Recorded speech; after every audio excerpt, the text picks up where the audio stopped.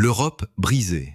Trump dicte, Zelensky subit. La scène était posée à Washington, au cœur de la Maison-Blanche. Une rencontre présentée comme un moment historique entre Donald Trump, Volodymyr Zelensky et plusieurs dirigeants européens. Officiellement, il s'agissait de parler d'Ukraine, de cessez-le-feu, de paix, de sécurité collective. Mais en réalité, ce qui s'est joué ce jour-là dépasse de loin la simple question militaire. C'est un rapport de force symbolique, un théâtre politique où chacun a révélé son véritable rôle. Dès l'ouverture, Trump s'est imposé comme le maître du jeu. Selon les images et les comptes rendus, il s'est présenté avec une assurance désarmante, distribuant les rôles sans même laisser de place au hasard. Là où l'on attendait un président américain soucieux de rallier ses partenaires, on a vu un chef d'orchestre qui ne cherchait pas l'harmonie mais la domination. D'après plusieurs observateurs présents, il n'a cessé de rappeler que l'agenda était le sien et que tout devait s'aligner sur sa vision d'un accord de paix taillé sur mesure pour les États-Unis. Face à lui, Volodymyr Zelensky, déjà éprouvé par des mois de guerre et de voyages diplomatiques incessants, paraissait relégué au rang de figurant. Là où il espérait un soutien fort, il s'est retrouvé enfermé dans le rôle du solliciteur, presque spectateur de sa propre cause. Selon un diplomate européen cité après la réunion, Zelensky avait l'air d'attendre son tour, comme un élève devant un professeur qui décide de la note à donner. Quant aux Européens, leur posture fut encore plus révélatrice. Ursula von der Leyen, la présidente de la Commission, a été sèchement interrompue par Trump lorsqu'elle a tenté d'aborder la question des enfants déplacés et du sort humanitaire en Ukraine. Ce sujet n'est pas à l'ordre du jour, lui a lancé Trump, selon plusieurs sources proches du dossier, balayant ainsi ce qui devait être une intervention forte. Friedrich Merz, le dirigeant allemand, a lui aussi été recadré lorsqu'il a insisté sur l'urgence d'un cessez-le-feu. Trump lui a rétorqué que parler de cessez-le-feu avant de parler de paix était une erreur stratégique, selon le compte-rendu de la presse allemande. Même Emmanuel Macron, habituellement prompt à s'imposer dans ce genre d'arène, est resté en retrait, réduit à l'ombre de discussions qui ne dépendaient plus de Paris. Ce premier acte révèle déjà l'essentiel. La Maison-Blanche n'a pas été un lieu de concertation, mais un plateau où Trump s'est mis en avant comme l'unique décideur, où Zelensky et les Européens ont été contraints de subir. Selon le quotidien Le Monde, cette réunion a montré une fracture grandissante entre les alliés occidentaux. Et d'après le New York Times, Trump a choisi de mettre en scène son autorité, quitte à humilier ses partenaires. Tout le décor, les gestes et les mots faisaient de cette rencontre une pièce de théâtre, avec son héros, ses seconds rôles et ses perdants. Dès les premiers échanges, Donald Trump a pris soin de verrouiller le cadre de la discussion. Là où les Européens, et en particulier Friedrich Merz, espéraient aborder rapidement la question d'un cessez-le-feu immédiat, l'ancien président devenu à nouveau chef d'État américain a posé sa ligne rouge, pas de trêve provisoire, pas de suspension fragile des hostilités. Un cessez-le-feu, ça ne tient jamais. Ce qu'il faut, c'est un accord de paix, aurait-il déclaré selon plusieurs fuites rapportées par Axios et confirmées par des sources proches du camp républicain. D'après le Wall Street Journal, cette phrase a glacé l'assistance. Elle signifiait que Trump ne voulait pas d'une solution temporaire, mais d'un deal global, négocié sous sa seule houlette. Ce recadrage brutal a immédiatement réduit les marges de manœuvre des Européens. Friedrich Merz, qui avait insisté sur l'urgence de faire taire les armes, même de manière provisoire, a été sèchement stoppé. Selon le Frankfurter Allgemeine Zeitung, Trump lui a répondu en le coupant presque « Si vous voulez un cessez-le-feu pour retourner à vos électeurs, libre à vous. Mais ici, on parle de stratégie, pas de communication politique. » Une humiliation à peine voilée pour l'Allemand, contraint de se taire ensuite. Même Ursula von der Leyen, qui cherchait à introduire la dimension humanitaire dans le débat, en a fait les frais. Selon Politico Europe, lorsqu'elle a tenté d'évoquer la question des enfants déplacés, Trump l'a interrompue en rappelant que ce n'était pas à l'ordre du jour. Cette formule lapidaire n'a pas seulement balayé un point sensible, elle a aussi montré une chose, Trump fixait seul le tempo de la réunion sans tenir compte des sensibilités européennes. D'après un diplomate français cité par Le Figaro, c'était comme si l'Europe n'existait pas dans la salle, juste tolérée comme un figurant. Zelensky, quant à lui, n'a pas été mieux loti. Lorsqu'il a essayé de ramener la discussion sur les garanties de sécurité ou sur l'urgence militaire, Trump a esquivé pour revenir à son obsession, négocier un accord global directement avec Vladimir Poutine. Selon le New York Times, Trump a même lâché cette phrase cinglante. « Je ne parlerai pas d'un cessez-le-feu avec vous si je ne peux pas en parler directement avec lui. » En d'autres termes, Le président ukrainien n'était même plus l'interlocuteur central, mais une sorte d'intermédiaire secondaire, une gifle diplomatique. Ce bloc révèle un message implicite. Trump ne cherche pas la paix pour sauver l'Ukraine. Il veut un accord qui porte sa signature et qui s'inscrive dans sa vision personnelle de la grandeur américaine. Selon Axios, il a évoqué la possibilité d'un deal historique avec Poutine, qui serait présenté comme la fin de la guerre la plus coûteuse pour l'Occident depuis 1945. Les Européens ont compris, trop tard, qu'ils n'étaient pas assis à la table des négociations, mais sur le banc des spectateurs. Ainsi, selon les observateurs de Bloomberg, ce n'est pas seulement un désaccord sur la méthode, mais une réorientation totale de la diplomatie américaine qui réduit l'Europe au silence. La réunion n'a pas été un sommet multilatéral. C'était une démonstration de pouvoir unilatéral de Donald Trump, imposant à tous son agenda. Si les Européens ont encaissé l'humiliation d'un recadrage ferme, le véritable perdant de cette rencontre reste Volodymyr Zelensky. Officiellement invité pour exposer les besoins militaires et humanitaires de l'Ukraine, le président ukrainien a en réalité été relégué à un rôle secondaire, presque symbolique. Selon The Guardian, son intervention a été courte, hésitante et interrompue à plusieurs reprises par Trump. Cette description suffit à montrer le changement de dynamique. Là où Zelensky était, il y a encore quelques mois, au centre des sommets occidentaux, il n'était plus, cette fois, qu'un invité toléré. D'après Le Monde, Zelensky avait préparé un argumentaire axé sur la nécessité de renforcer les livraisons d'armes, notamment de systèmes de défense aérienne, et de garantir un flux constant de financement pour soutenir la population civile. Mais Trump, fidèle à son style, a esquivé. Selon un diplomate européen cité par Reuters, Trump lui aurait répondu « Vos demandes sont légitimes, mais elles ne m'intéressent que si elles servent l'accord global ». En d'autres termes, l'avenir militaire et financier de l'Ukraine n'était pas traité pour ce qu'il est, une question de survie, mais uniquement comme un levier dans la négociation américano-russe.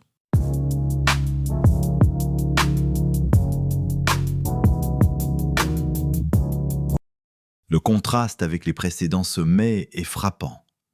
Lors des réunions du G7 ou de l'OTAN en 2023 et 2024, Zelensky arrivait sur scène accueilli par des ovations, présenté comme le héros résistant face à l'agression russe. Cette fois-ci, il a pris place dans une salle où l'attention était accaparée par le duo Trump-Europe. Selon Politico, le centre de gravité de la discussion n'était plus Kiev, mais Washington et Moscou. C'est une bascule diplomatique majeure. Zelensky n'est plus l'acteur central, mais une carte parmi d'autres dans le jeu stratégique des grandes puissances. Ce glissement fut d'autant plus visible quand Trump a évoqué la libération de prisonniers. Selon Axios, l'ancien président a parlé d'un geste fort qu'il pourrait arracher à Poutine, une annonce qui a surpris tout le monde. Mais surtout, il n'a pas laissé Zelensky s'approprier le sujet. D'après des sources relayées par Bloomberg, Zelensky a tenté d'ajouter un mot. Trump l'a interrompu et a repris la parole pour souligner que ce genre de deal ne pouvait passer que par lui.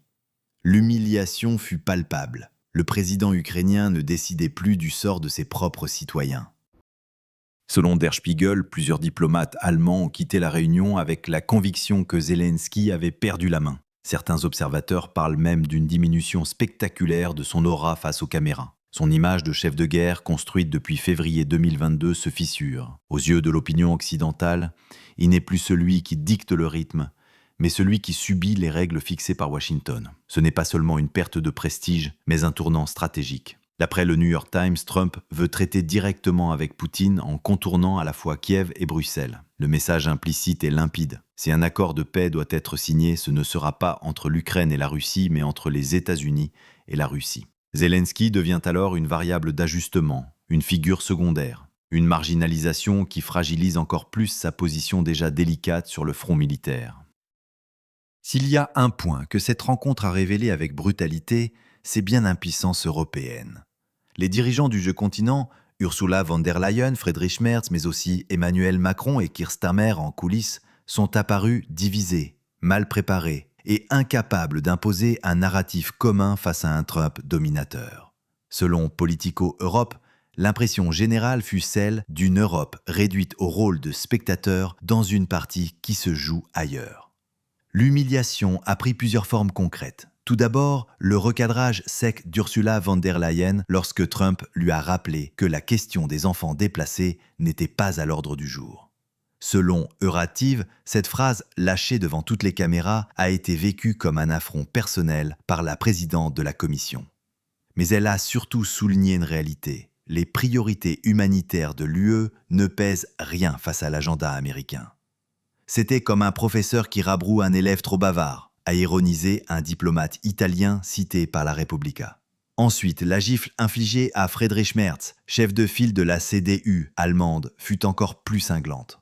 Lui, qui voulait exiger un cessez-le-feu immédiat pour rassurer ses électeurs inquiets d'une escalade militaire, a été stoppé net par Trump. Selon Der Spiegel, l'Américain lui a lancé « Si vous voulez une pause pour calmer votre opinion publique, faites-le en Allemagne. Ici, on parle stratégie mondiale. » L'attaque était frontale. Non seulement Merz était discrédité, mais l'Europe entière était rappelée à son statut de puissance régionale, incapable de dicter les termes du conflit. Emmanuel Macron, de son côté, a choisi la prudence. D'après Le Monde, il n'est intervenu qu'une seule fois, timidement, pour rappeler la nécessité de préserver l'unité transatlantique. Mais ce rappel est tombé à plat. Selon France 24, Trump ne l'a même pas relevé, continuant son échange direct avec Zelensky et von der Leyen. Un silence glacial qui illustre l'effacement de la diplomatie française, pourtant habituée à se poser en médiatrice. Même Friedrich Merz, qui avait poussé pour cette réunion, est ressorti affaibli. Selon Die Zeit, plusieurs conseillers allemands ont reconnu en off que la chancellerie avait parié sur une photo de famille symbolique, mais avait récolté une démonstration d'impuissance collective. L'image d'une Europe forte, parlant d'une seule voix, a volé en éclats. Les Européens espéraient présenter un front uni pour peser dans la négociation, mais ils ont donné l'impression inverse. Division interne, priorités contradictoires, absence d'autorité.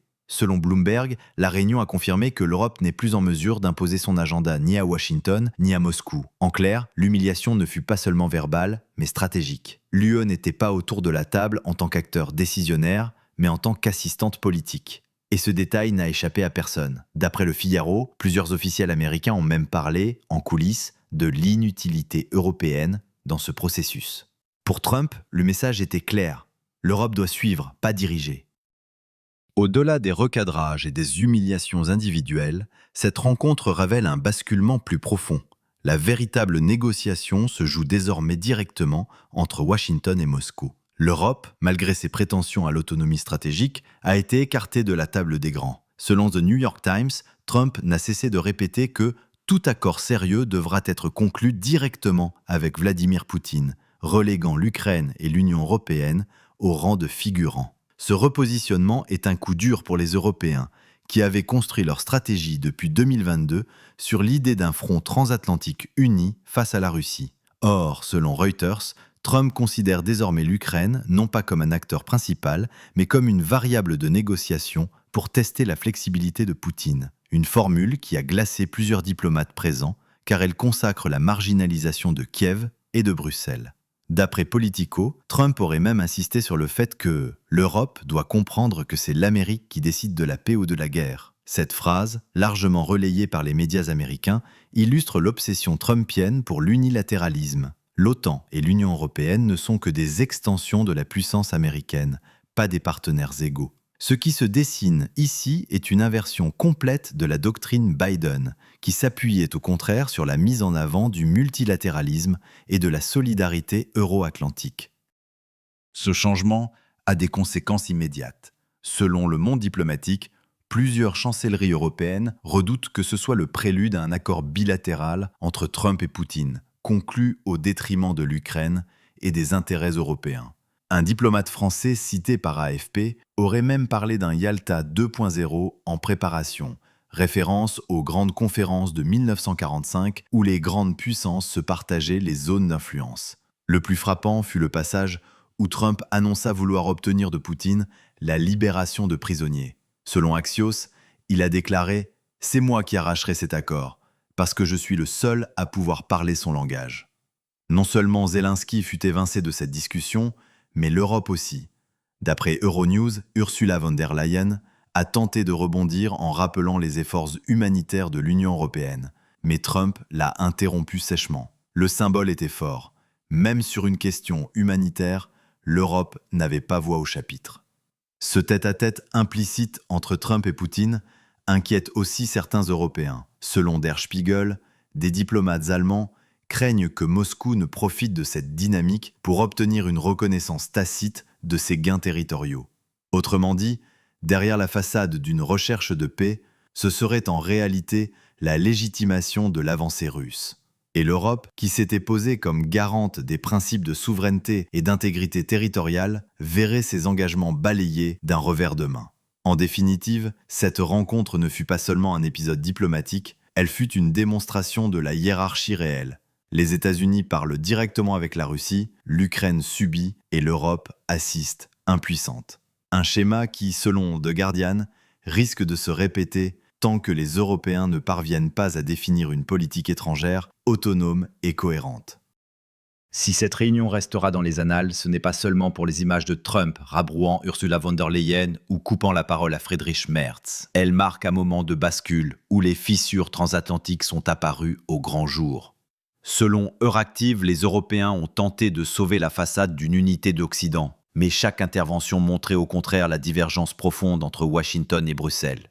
L'Europe a insisté sur l'urgence d'un cessez-le-feu immédiat par la voix de Merz ou d'Emmanuel Macron. Mais Trump, fidèle à sa ligne, a balayé cette idée. Un cessez-le-feu est inutile s'il n'aboutit pas à une paix durable, a-t-il martelé, selon Reuters. Derrière cette phrase, une différence de philosophie. Pour les Européens, il faut calmer le front de guerre, même provisoirement, pour rassurer leurs opinions publiques. Pour Trump, seul un accord global, négocié directement avec Poutine, peut clore le conflit. Cette divergence révèle un paradoxe. Depuis des mois, les dirigeants européens répètent qu'ils veulent tenir tête à Moscou, tout en gardant la main sur les discussions. Mais en réalité, comme le souligne The Guardian, ils n'ont aucun levier militaire ou politique pour imposer un calendrier. L'Amérique de Trump, elle, impose le sien, quitte à humilier ses partenaires. Ursula von der Leyen, en insistant sur les enfants déplacés, espérait redonner à l'Union européenne une image morale. Mais, selon Politico, Trump a tranché, ce n'est pas l'ordre du jour. Résultat, l'Union européenne s'est ridiculisée, réduite à agiter des préoccupations humanitaires sans poids réel. Ces fissures sont d'autant plus visibles qu'elles traduisent des intérêts divergents. Selon le monde diplomatique, les Européens redoutent une victoire russe qui fragiliserait l'architecture de sécurité du continent, tandis que Trump cherche avant tout un succès diplomatique personnel à présenter comme preuve de son leadership. L'un joue collectif, l'autre solo. Mais c'est celui qui joue solo qui dicte la partie. Le symbole est cruel. Alors que l'OTAN célébrait en juillet son unité historique, cette rencontre a montré que derrière les sourires officiels, la réalité est une fracture grandissante. L'Europe, reléguée au rôle de spectateur, n'a pas réussi à masquer son impuissance. Et comme l'a écrit Bloomberg, les alliés européens apparaissent désormais comme des passagers contraints de suivre un véhicule conduit exclusivement depuis Washington. En définitive, cette scène est bien plus qu'un épisode protocolaire, c'est un avertissement. Le lien transatlantique, longtemps présenté comme indestructible, craque de partout. Et l'image de cette réunion restera comme le moment où chacun a compris que l'Amérique ne faisait plus semblant d'écouter l'Europe. S'il est une image qui restera de cette rencontre, c'est celle d'un Volodymyr Zelensky, seul, presque perdu, au milieu du théâtre politique orchestré par Donald Trump. Selon Euronews, l'intervention du président ukrainien a été la plus courte et la moins applaudie de toute la réunion. Lui qui, depuis 3 ans, avait pris l'habitude de galvaniser ses soutiens occidentaux par des discours vibrants, s'est retrouvé réduit à un rôle secondaire, spectateur de débats qui le concernaient directement, mais sur lesquels il n'avait plus aucune prise. Trump, en évoquant la libération de prisonniers, a repris la main sur un sujet que Zelensky espérait mettre en avant. Politico rapporte que le président ukrainien avait préparé des propositions concrètes, mais c'est Trump qui a annoncé publiquement un échange de prisonniers à venir, reléguant Kiev au rang d'exécutant. Ce détail, lourd de symboles, montre comment Washington a récupéré un levier de communication que Zelensky voulait garder pour lui-même. Plus encore, lorsqu'il a tenté d'insister sur l'urgence humanitaire et le sort des civils, le silence a été pesant.